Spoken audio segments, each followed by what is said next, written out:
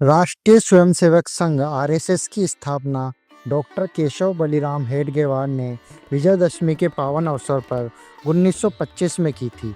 आज देश भर में संघ की 40,000 से अधिक दैनिक शाखाएं हैं। समाज के हर क्षेत्र में संघ की प्रेरणा से विभिन्न संगठन चल रहे हैं जो राष्ट्र निर्माण तथा हिंदू समाज को संगठित करने में अपना योगदान दे रहे हैं। संघ के विरोधियों ने 3 बार इस पर प्रतिबंध लगाया, 1948, 1975 व 1992, लेकिन तीनों बार संघ पहले से भी अधिक मजबूती से होकर उभरा। संघ एक सामाजिक और सांस्कृतिक संगठन है। शाखा क्या है? किसी निश्चित भौगोलिक क्षेत्र के स्वयंसेवकों के 1 घंटे के प्रतिदिन मिलन को ही शाखा कहते हैं, जो कि खुले मैदान में लगती है।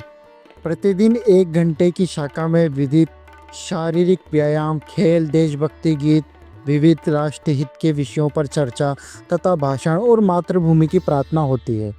संघ के शारीरिक कार्यक्रमों के द्वारा एकता का, सामूहिकता का संस्कार किया जाता है। इस हेतु गणवेश उपयुक्त होता है, परंतु गणवेश विशेष कार्यक्रमों में ही पहना जाता है। नित्य शाखा के लिए यह अनिवार्य नहीं है। गणवेश की उपयुक्तता ध्यान में रखते हुए आने पर स्वयंसेवक अपने खर्च से गणवेश पूर्ति करता है। संघ की सदस्यता की कोई औपचारिक प्रक्रिया नहीं है। कोई भी व्यक्ति नज़दीक की शाखा में जाकर संघ में सम्मिलित हो सकता है। संघ सदस्य को स्वयंसेवक कहते हैं। उसके लिए कोई भी शुल्क या पंजीयन प्रक्रिया नहीं है। डॉक्टर जी ने 1925 में जब संघ की शुरुआत की, तब 12 से 14 वर्ष के आयु के किशोरों को साथ लेकर संघर्ष शुरू किया, किंतु उस समय उनका नाम भी उन्होंने निश्चित नहीं किया था।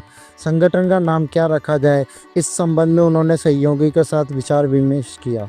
किसी ने शिवाजी संघ का नाम सुझाया, तो किसी ने जरी पटका मंडल और किसी ने हिंदू स्वयंसेवक संघ नाम सुझाया, किंतु अंत में नाम निश्चित हुआ राष्ट्रीय स्वयंसेवक संघ। यह नाम डॉक्टर जी के मन में अवश्य रहा होगा, किंतु इसके निर्धारण में सभी को चर्चा, विचार विनिमय का अवसर उपलब्ध कराया गया और इस तरह व्यापक विमर्श और सहमति से यह नाम सुनिश्चित किया गया। प्रार्थना के संबंध में भी यही बात हुई। आज पूरे भारत में संघ की जो प्रार्थना है, वह संघ की स्थापना के 15 वर्षों बाद तैयार की गई। प्रथम 15 वर्ष तक 1 श्लोक मराठी में, 1 श्लोक हिंदी में, ऐसे 2 श्लोक मिलाकर प्रार्थना की जाती थी। पंजाब, बंगाल, मद्रास, महाकौशल, उत्तर प्रदेश जैसे गैर मराठी प्रदेशों में संघ का कार्य 1937 से ही प्रारंभ हो चुका था और वहाँ के स्वयंसेवक भी यही मराठी हिंदी प्रार्थना ही कहते थे। उस प्रार्थना को हिंदी श्लोक में एक पंक्ति मूलतः इस प्रकार थी कि शीघ्र सारे दुर्गुणों से मुक्त हमको कीजिए। इसमें जो नकारात्मक निराशा का भाव है, वह डॉक्टर जी को पसंद नहीं आया। अतः उन्होंने इस पंक्ति को बदलकर उसके स्थान पर शीघ्र सारे सद्गुणों को पूर्ण हिंदू कीजिए, यह पंक्ति स्वीकार की। दुर्गुणों के अभाव का अर्थ सद्गुणों का सद्भाव तो होता नहीं। इससे यही स्पष्ट होता है कि डॉक्टर जी का मौलिक चिंतन कितना सूक्ष्म और मूलग्राही होता था।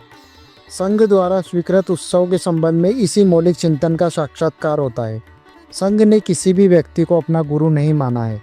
वस्तुत हिंदू समाज में यह गुरु परंपरा हजारों वर्षों से चली आ रही है।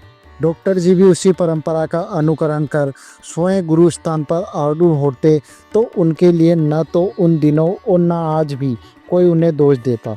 अपने नाम की जय जयकार सुनकर भला किसका मन प्रफुल्लित नहीं किया था। परंतु डॉक्टर जी अलौक सामान्य पुरुष थे। उन्होंने ही कहा, संघ में कोई भी व्यक्ति गुरु नहीं रहेगा। परम पवित्र भगवा ध्वज ही हमारा गुरु है। संघ की कार्य पद्धति की अनेक विशेषताएं हैं। शीतकालीन शिविर है, नियमित रूप से आयोजित होने वाली बैठकें हैं, नियमित रूप से होने वाले बौद्धिक वर्ग हैं, संघ गीत है, वर्ष भर में मनाए जाने वाले 6 उत्सव हैं। इन उत्सवों के लिए अध्यक्षों का चयन है तथा उनके निवास की व्यवस्था है।